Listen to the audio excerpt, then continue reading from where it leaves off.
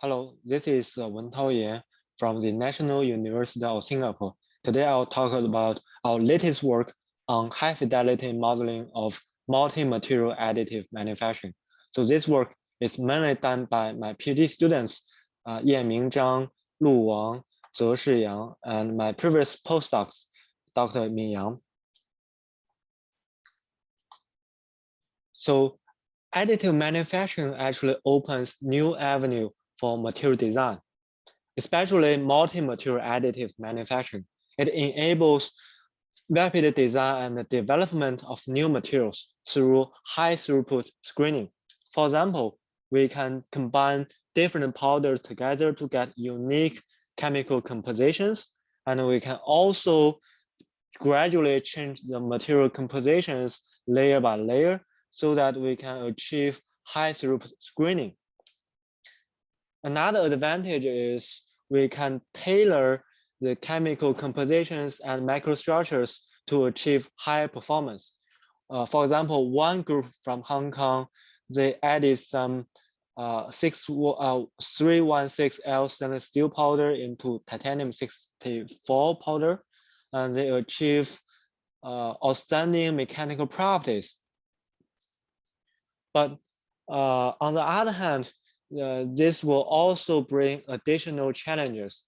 For example, the actual defects in multi-material additive manufacturing, like refractory particle inclusions, which are not melted during the melting process, the non-uniform compositions, and for particle reinforced composites, no matter it's microparticle or nanoparticle, the particles may not be uniformly distributed. So to understand this, we will adopt our modeling framework of process structure property relationships to investigate multi-material additive manufacturing. So the basic idea of this modeling framework is like this. When we got fabrication parameters, we input into the powder spreading and powder melting model to predict the temperature profile and voids formation. And then implement this information into cellular automaton and phase field models to simulate the grain evolutions. With this, we can further use crystal plasticity models to predict the mechanical properties and residual stress, so that we can evaluate the mechanical properties and performance.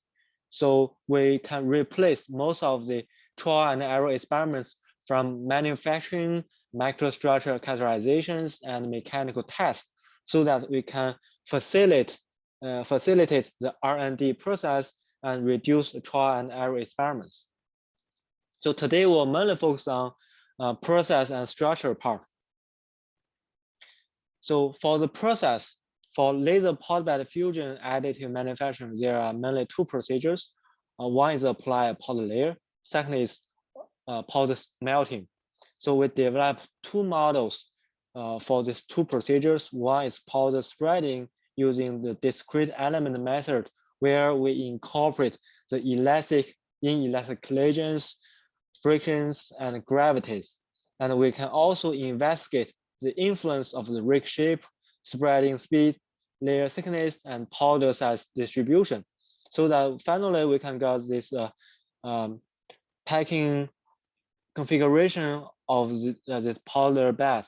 Then implement this geometry into the powder melting model to simulate the heat transfer, phase transformations, and fluid flow, so that we can predict the solidified geometry. And we implement this geometry back into the powder spreading model to spread another layer. And we repeat these cycles like the experiments, so that we can fully reproduce what's going on in the experiments.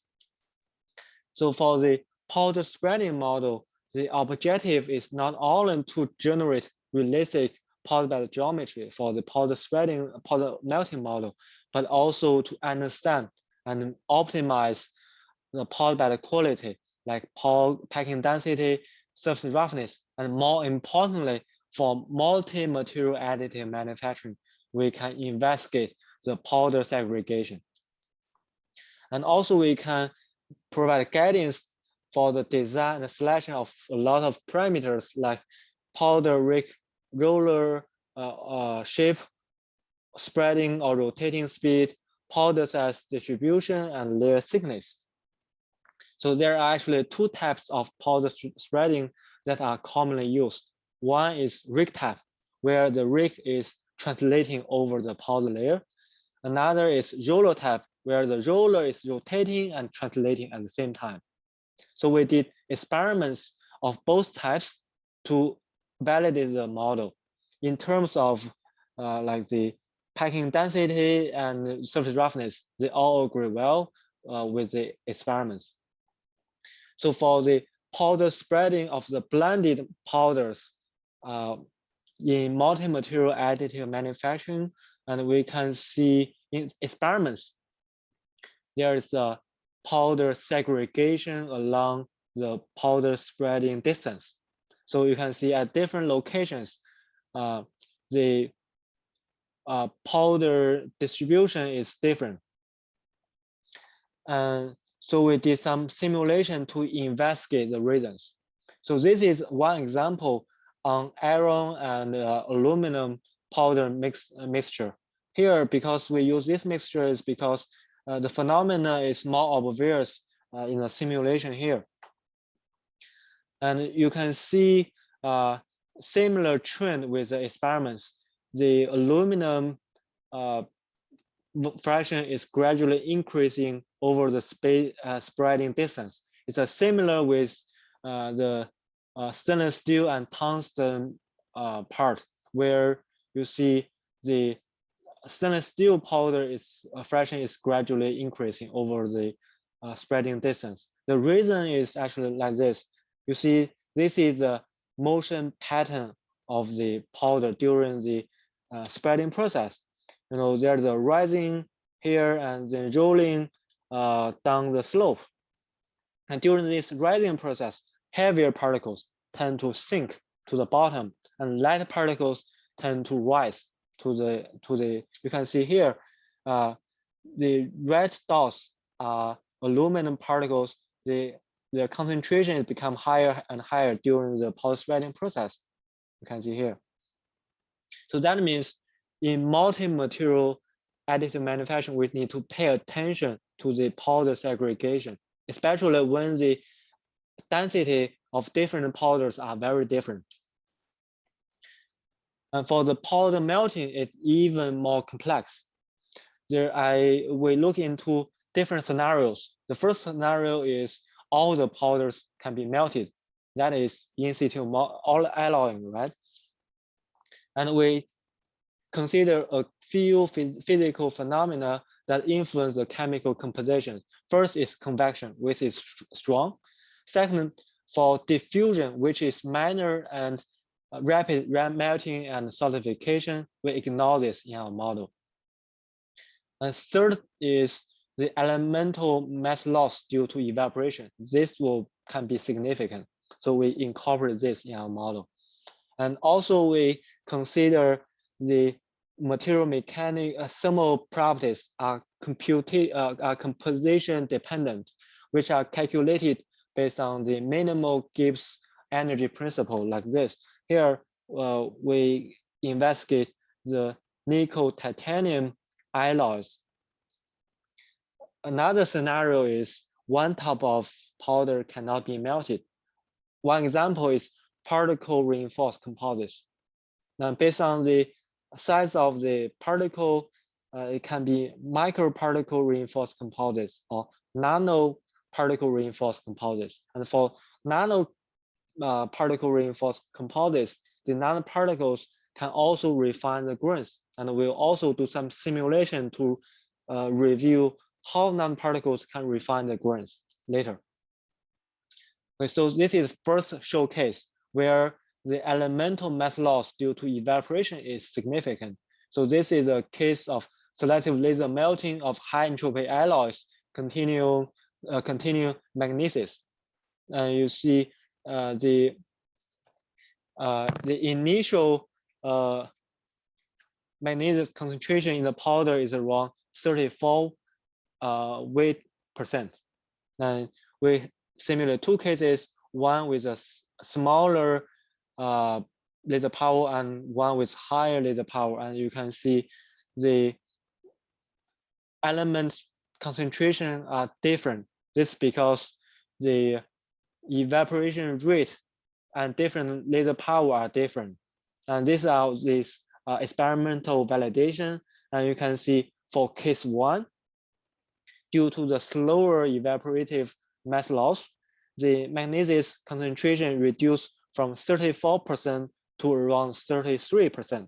And in case two, due to stronger evaporation, the magnesium concentration reduced from 34% to around 31%.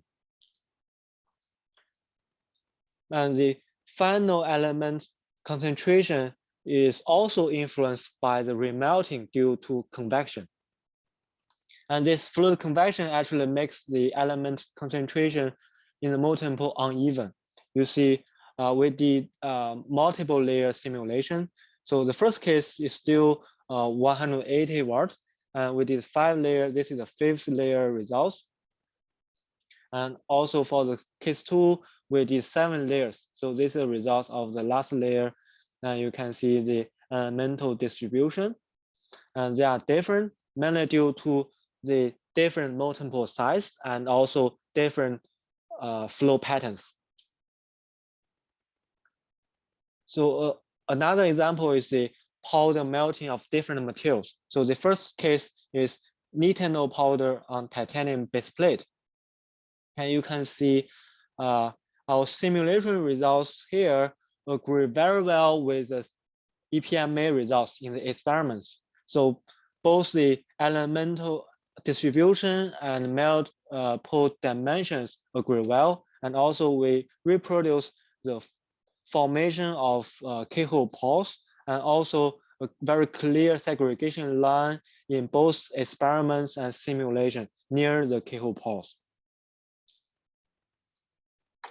A more complex case is the blended powders of nickel and titanium pure element powder. And we simulate the selective laser melting process, and you can see the elemental segregation is obvious, and it agrees with the experimental results in literature. And we also simulate the direct energy deposition process. You can see the element segregation is less serious in DED. Actually, we did more simulation. We show that the element segregation pattern can be tailored by adjusting the laser parameters like power and scan speed. And generally, larger molten pool size and lower scanning speed can reduce or even eliminate element segregation. So for the particle reinforced composite cases, it will be even more complex because we need to consider both the molten pool dynamics and powder dynamics in our model. So if it's microparticle, like the particle size is larger than the mesh size, we can use resolved CFD-DM method to simulate. One example is the tungsten microparticle reinforced copper matrix composite.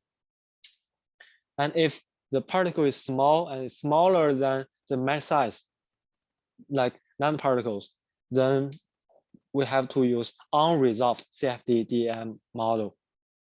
One example is TIB2 nanoparticle reinforced aluminum matrix composite. So we'll talk about this one by one. So for this case, electron beam additive manufacturing of tungsten microparticle reinforced copper matrix composite. So this is the simulation results.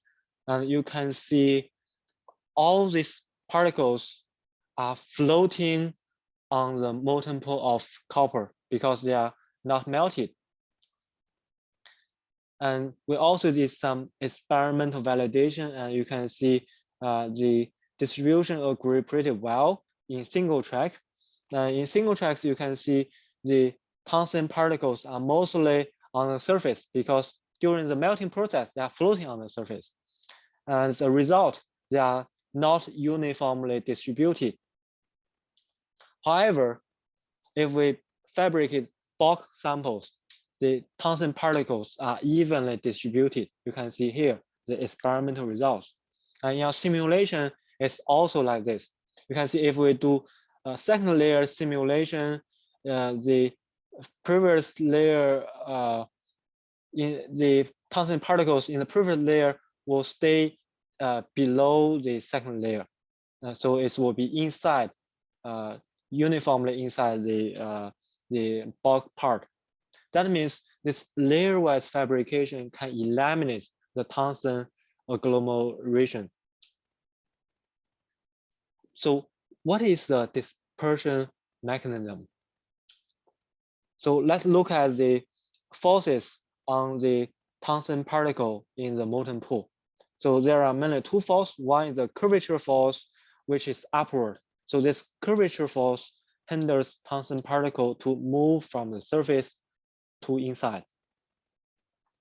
And another force is the immerse force from the liquid, and it hinders tungsten particles to move from the surface to from inside to the surface. So that means if the tungsten particle is initially inside the molten pool, it cannot go to the surface. And if the tungsten particle is initially in the surface, it can hardly go inside the molten pool. Okay, and in single track, mostly, the tungsten particle is at the same level with the copper particle. So initially, they will mostly be on the surface of molten pool. But in multi-layer fabrication, tungsten particles in the previously solidified layer surface are covered by the next layer of powder, right? And then in next layer of melting, these tungsten particles will submerge in the molten pool until solidification, so that finally in bulk sample, they will be evenly dispersed. So this is really an inherent advantage of additive manufacturing in fabricating particle reinforced composites. And for nanoparticle reinforced composites, for example, this case, so this is a simulation results. We simulate multiple tracks in one layer. And also we did some experimental validation. And you can see here, in single tracks, the nanoparticles are not uniformly distributed. And there is one region in the middle of the track where very few particles are there. And but at the edges of the molten pool, there is enrichment region where there are more density, high density of nanoparticles. However, when we do multiple tracks in one layer, the nanoparticles will become uniformly distributed like this. And in our simulation, we also found this. This is because the second layer will disperse the particles in the enrichment region in the first track, and also will fill more particles in the like particle region in the first track. And the third track will do the same thing for the second track. And track by track, they can eliminate the non-uniform distribution in tracks, in an individual track. But what's the detailed dispersion mechanism? Based on our simulation, it's like this. First is the depression by the evaporation. Second is centrifugation by the vertex and the proper height spacing. Okay, you can look at, this is after the first track, but before the second track. And you can see here, during the second track, the vapor depression flow will disperse the particles in the enrichment region. And the vertex centrifugation flow will fill the particles into the like particle region in the middle of the first track. And the third track will do the same thing for the second track. But here, the height spacing is an important factor. So we different simulation cases with different height spacings. And if the height spacing is very small, then you can see the center track cannot refill the like particle region in the first track. But gradually, after a few tracks, this region will be filled. And this eventually they will also be uniformly distributed. But if the hatch spacing is too large, then the center track cannot disperse the enrichment region in the first track, nor fill the like particle region in the first track. But in the third track can not do this either. So in this case, these nanoparticles cannot be uniformly distributed. So that means we have to select a proper hatch spacing. So after this, we want to investigate how nanoparticles refine the grains. Okay, so then we modify our existing grain evolution models. So this is a brief introduction of our previous grain evolutions models using the phase field method. So we implement the temperature field from the melting simulation, and then in the grain growth model, we incorporate the classic nucleation model, which is only dependent on the temperature.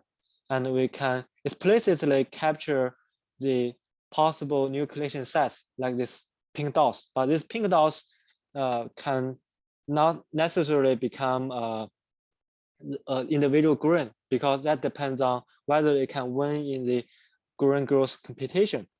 And this is a 3D simulation, and this is a cross section of the grain growth. And you can see in this case, mostly column grain is dominant.